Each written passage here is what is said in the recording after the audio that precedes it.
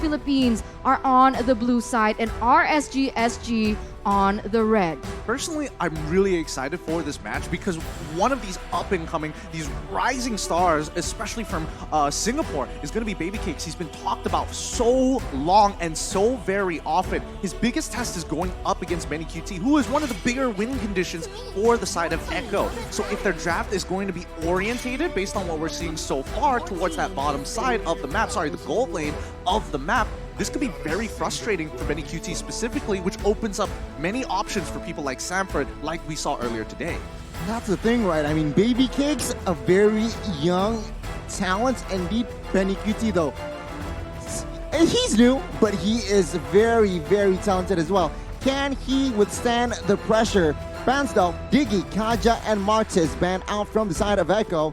RSG bans out the Prio more. Enjoy, and as well as that 1-1 taking their time in their last ban, so that's a good thing. It's a respect ban, right? We see the Martis being taken away from RSG by Echo, realizing that Bray did use this in the past, so they are starting to limit the possible picks that Bray can bring here in the Land of Dawn. But you can see the last ban coming through. The Yves is going to be taken now, but that leaves the carry for Echo once again into the hands of Benny QT. Yep, that's totally fine. Starting off, most people can either start off with the glue or with the carry. If you go with the carry, at least you have an answer for glue, who has been overwhelmingly popular here so far during the group stages. Now, the question is whether or not RSGSG is looking to counter draft or play for their own strategy.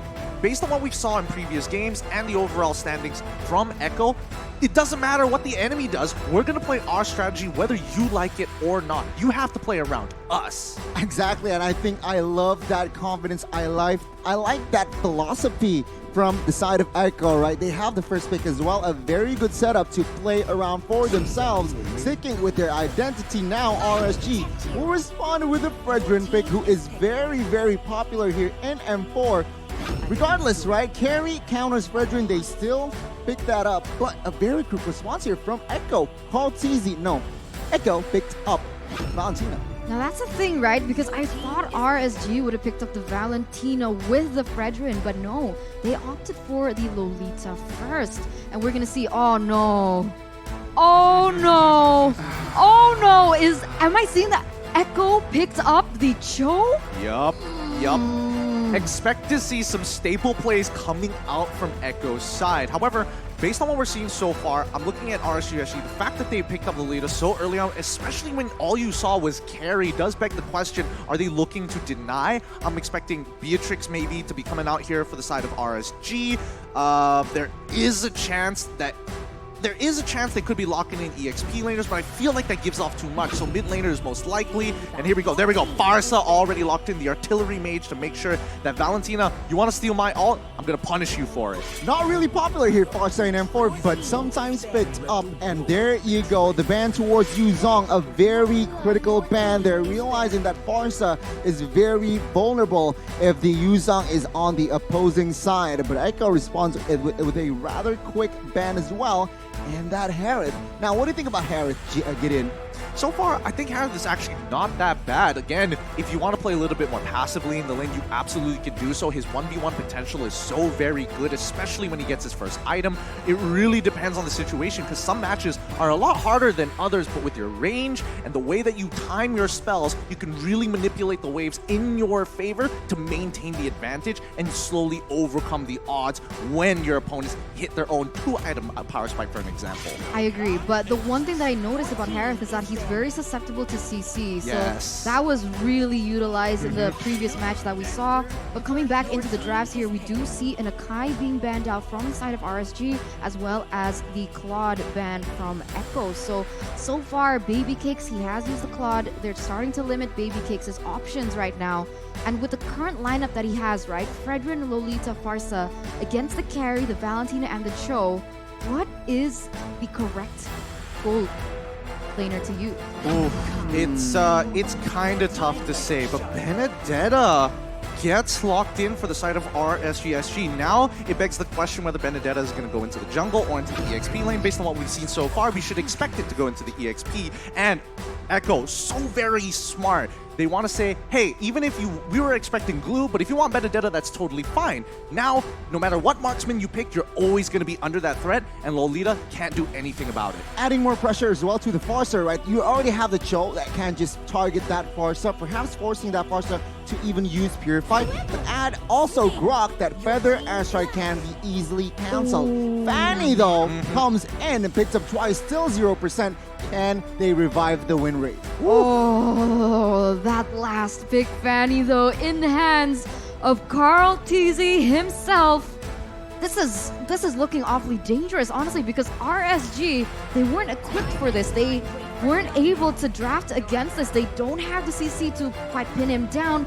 Without the Franco, without that reliable source of CC, it's gonna be difficult to shut down this Fanny. And the only thing that they could do was choose the gold laner, and the gold laner is Beatrix. Yeah, you could see it on the faces of RSG. They know that this draft is particularly difficult to pull off with what we're seeing coming in from Echo. It's all about timing, and it's all about finding the right opportunities, which is not exactly within the playstyle of RSG overall. They like that structure, and if you break out of that structure, man, it gets very chaotic very quickly.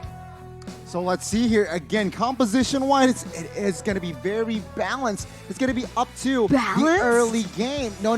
I mean hero power-wise, but early game, it is all towards Echo. Yeah, he's got his Dragon Balls. I can literally see when camera's off, he pulls up his Dragon Ball Z Power Scouter. He's just like, oh, there we go, 10,000.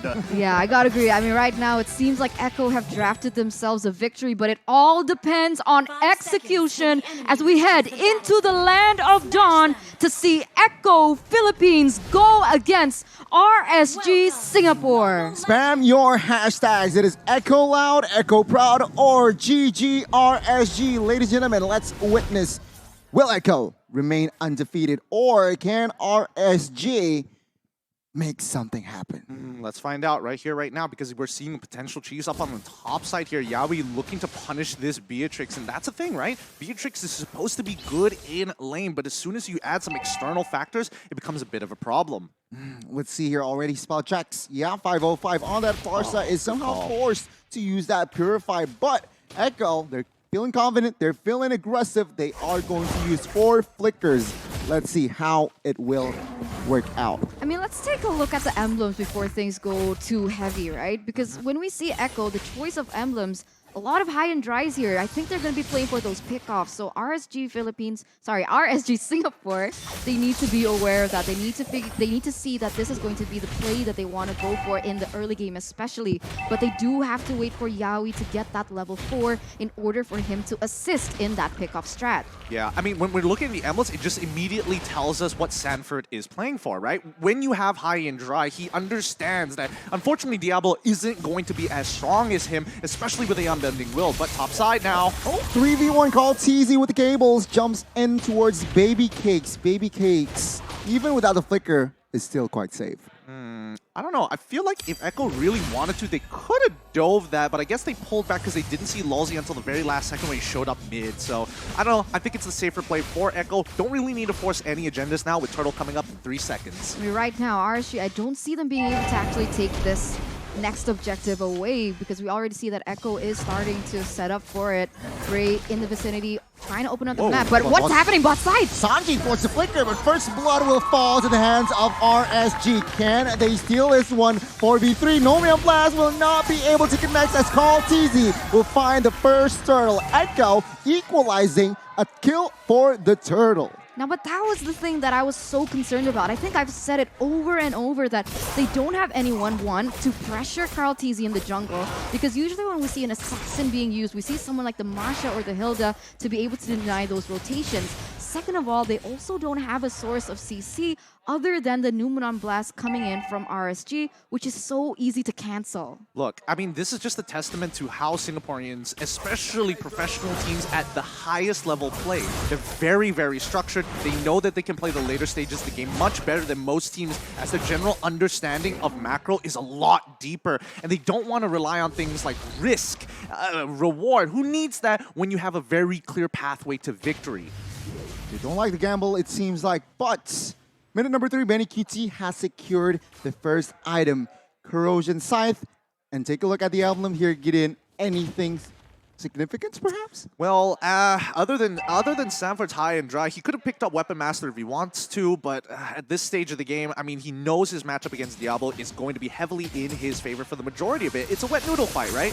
Cutthroat on towards 505, and he goes down immediately. Echo, with the early game potential that they have, seems like now they are controlling the tempo. Yeah, they already have that benefit. Oh my god, Yaoi goes in! Jet Kundo Flicker connects, and we can see here an all-out brawl. Karl'Tezi jumps in with the cable. Sanji picking up a kill. RSG retreating right now. Lolzy might be next here. No commitment just yet. Echo with the intelligent engage and disengage. That must be so frustrating, right? Because RSG, they're betting on the Numnum Blast, whereas Echo, they have Yaoi to work around to initiate, but they also have that beautiful follow-up coming in from Sanji, but Diablo, he's gonna be taken down. Goodbye, Diablo. And that's why Let's you go. take high and dry. No, we were literally on this. We were going to say the exact same Yeah. thing. I was Yeah, hoping me you were too, going me to commit too. to that, right? The high and dry makes all the difference here. If you had Weapon Master, it probably wouldn't have the same effect. Second neutral objective will be secured comfortably by the hands of Echo. Again, RSG, they are behind on rotation, so they need to find something to equalize. Okay, so pickoffs for Echo right now. The neutral objectives so far have also been dominated by Echo. RSG, when will it be the time for them to turn online and find that power spike that perhaps they haven't found yet here in the 5th minute? Well, all of it is dependent on both 505 and Baby Cakes, who are supposed to be the ones who can actually pull them towards the later stages of the game. But let's see, because Lolzy has a lot of work to do. He can only be in so many places at once. Yeah, you can see your top side already. 3v4, perhaps potentially 5v5. Karl'Tezi jumps in. Cutthroat connects, but no, not enough damage just yet. RSG pulls back. I see the fact that Baby Cakes has been pressured quite a lot, but he's not that far behind in terms of that level gap. So it's very interesting to see what the items say, but Oh, he lands it! Oh my god, the taunt, the stun, everything goes down. Karl'Tezi, RSG, Top. find the equalizer, in particular the top side. Flicker pops. My goodness, Baby Cakes with the 1 HP retreat. And we can see here already the Bolt Roamer is just punching bags, but okay, let's see. Conceal on towards the purple buff. Gray trying to steal that orange buff. Wave Dragon connects, not enough damage. There's that Karl'Tezi with the retribution, but Karl'Tezi takes down Lolzy. Minds the double. No, Benny QT will pick up the kill. So again, Echo with the control of their jungler. That's really unfortunate for RSG. They had a really good idea. They knew that the purple buff was going to come up. They wanted to get a punish specifically onto Karl'Tezi, but unfortunately, Echo had the foresight to understand that RSG wants to go for the punish, so instead they go for the counter engage, and the G Kundo specifically on Lolzy to deny it. Beautifully done. Kundo Flicker connects on towards Baby Case here, top side. They are looking for the collapse, but it seems like RSG is on time to defend. Lolzy trying to open them up the map. Oh, Wave Dragon, Benny QT with the shurikens jumps in, and Karl'Tezi to clean it off. Turtle now open, 5v4 RSG. Is this the right move? Yeah, I feel like they should just let this go. Third turtle, Karl'Tezi looks to secure this. Let's see. But remember, it's Echo not having those really important utilities in their ultimates. But here we go. Another engage coming in from Yaoi.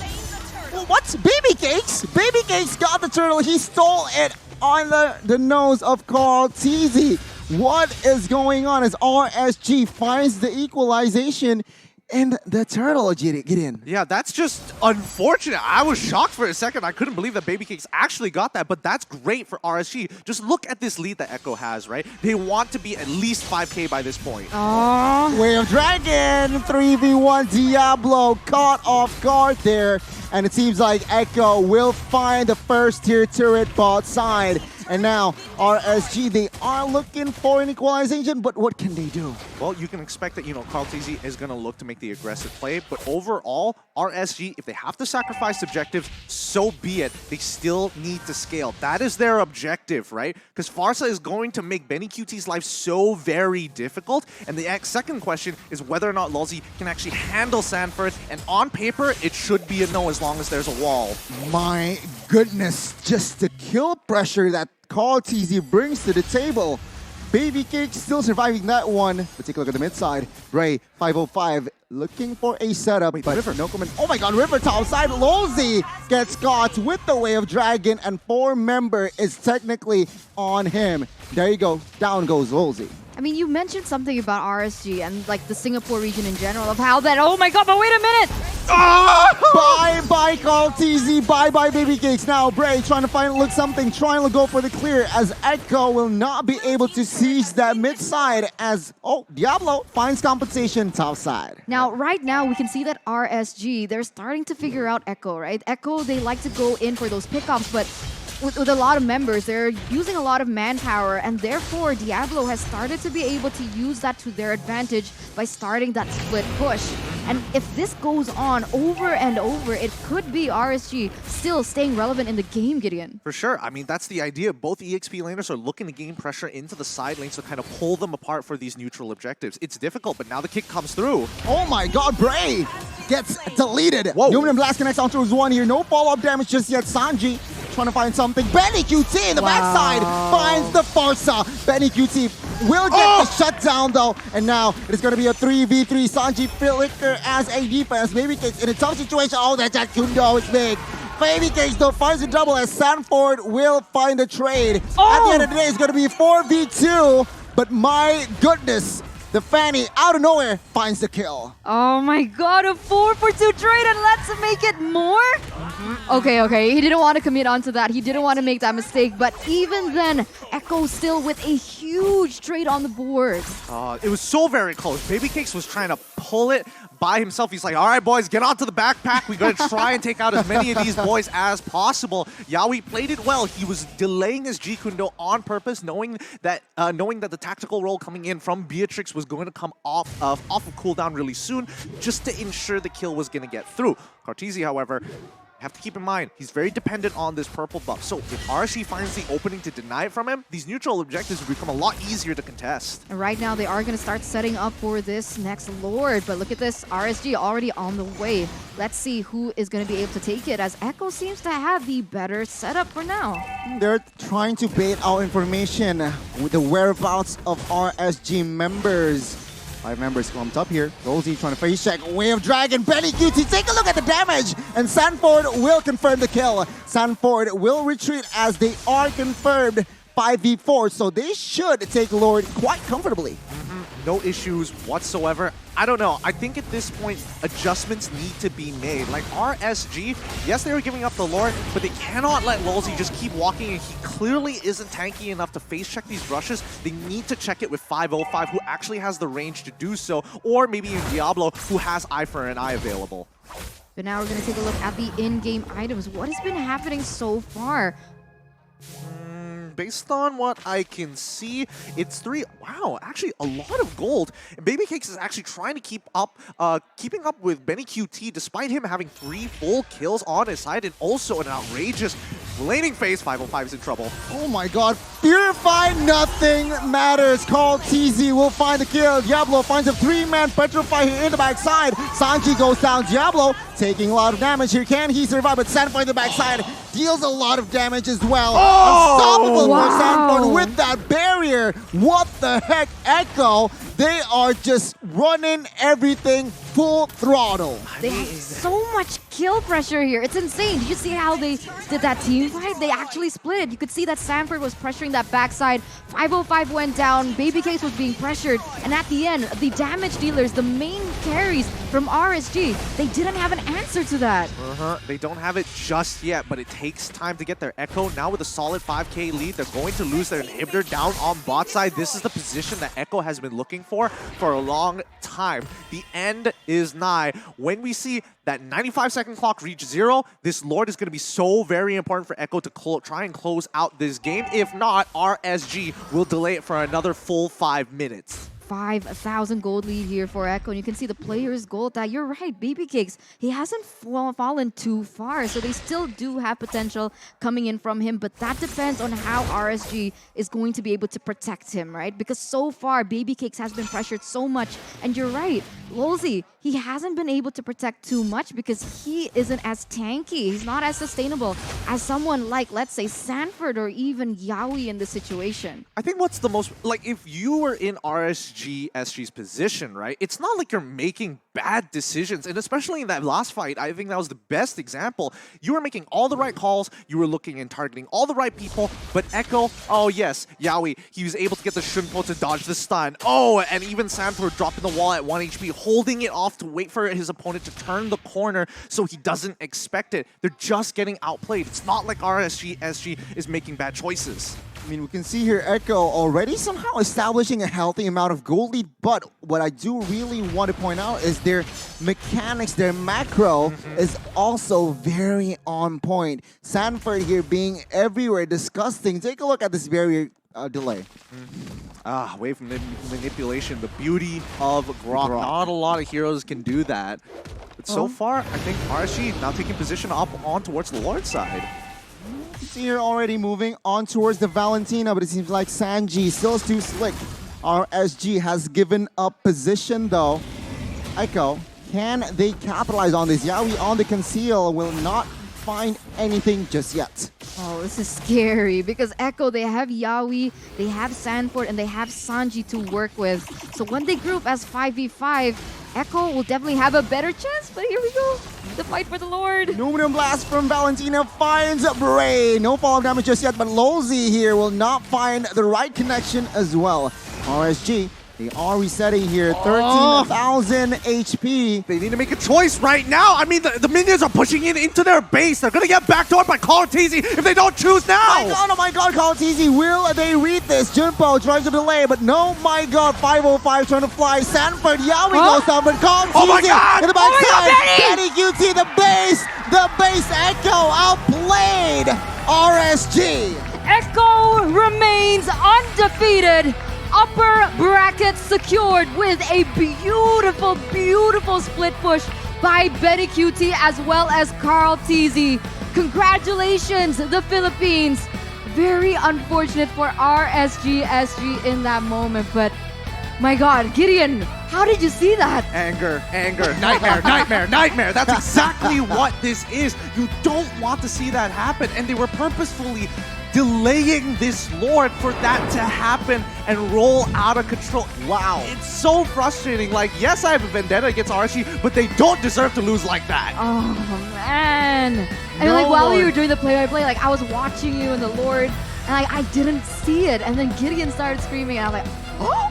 There's a chance. There's even Kalatizi somehow hesitated, right? But when he jumps in, he just knows Benny QT was in the right position as well. And it's just GG. Personally, I think they were talking about it. I think, they knew for a fact with the inhibitor already opened on the bottom side of the map for RSG and that wave pushing in, the question became, does Kalatizi have enough damage to rush this down, or does he need support? And that's why they were delaying, and you start seeing Sanford, he got extra aggressive. He was willing to throw his body to slow down RSG. At that point in time, RSG needed to make a choice. It's either you take the Lord or you back off. You can't take everything, and I think Echo overall played it perfectly, as good as it could get. That was unfortunate though, and that kind of brings up the point about how great RSG is at wave manipulation, right? Because if you want to go for something like the neutral objective like the Lord, that's like the first thing you do. You clear your waves. But I guess it was kind of difficult with the way and like how everyone was so mobile, so they could go and split through the lanes and just push that pressure on. Well, I wouldn't say that it was wave manipulation. I definitely think it was taking advantage of the situation more than anything else, right? Because if it was wave manipulation, then it would just be Sanford all by himself, like piling up that wave with the wall for as long as possible. But man, definitely RSG has a couple of things to actually go back, VOD review, because they were making some good choices and keeping that gold lead as tight as possible until that very first Lord, and then all hell broke loose. Very good display of communication, coordination, and chemistry. I mean, the decision-making in-game Echo was just so... I don't know, I think... Was it a perfect game, you think? Predatory, that's what it was like. It was quite brutal. It was. Very aggressive. They didn't give RSG room to breathe at all, but we're going to take a look at the post-game stats and items here between that game. 16-8, it was 15 minutes, so we can't say it was that one-sided. Yeah, it definitely wasn't one-sided for sure. It's so very stressful in a situation, especially when a lot of the damage is reliant on both Baby Cakes and 505. Baby Cakes taking so much pressure and aggression from Echo, but still defending it with the rest of his team communicated properly, made his life a lot easier. But even though the score is 16-8, pull this back a couple of minutes. Look at the goal lead. It's only 5K despite that score line. I mean, we can see here from the composition, like 2 high and dries, only 1 technically built tank. So we already know that they are going and they are going to go aggressive. And on the side of RSG, it seems like it is so hard for them to find the right effective team fight per se. Why? They lack in that CC department, I feel like. Crowd control, not too huge on the RSG side. I'll take you one step further. It's because of the, well, I don't want to say anti, but immune to CC. Yawi, he does not miss those shun pose. And let's not forget Sanford on that Grok, that power of nature, still really disgustingly good. So many times when we were seeing Lolzy trying his best to get a good Numenon blast, both Yawi and as well as Sanford just either do not care or deny RSG 505 specifically from using that feather airstrike effectively. Again, it's just clean execution from both all 5 members. Echo, they are in a very good position, and so they are confirmed upper brackets here. Get in. Yes, who will they gonna are. meet?